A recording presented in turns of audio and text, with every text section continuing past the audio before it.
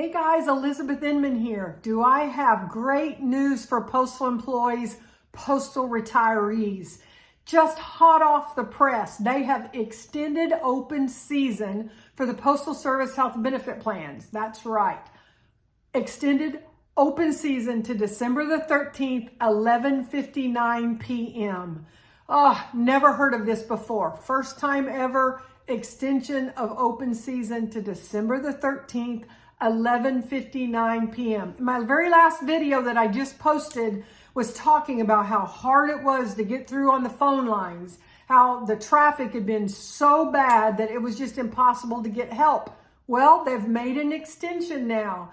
You have until December the 13th, 11:59 p.m. to make your selections for open season for Postal Service health benefit plans. But it's also for the annual leave exchange, for your flexible spending account, and for pre-career plans on the USPS health benefit plan. So, brand new, hot off the press news, December 13th, 11:59 is the new deadline date for open season for postal employees, postal retirees. I'm Elizabeth Inman with Federal Employee Benefit Coordinators, a postal retiree myself, bringing you good news.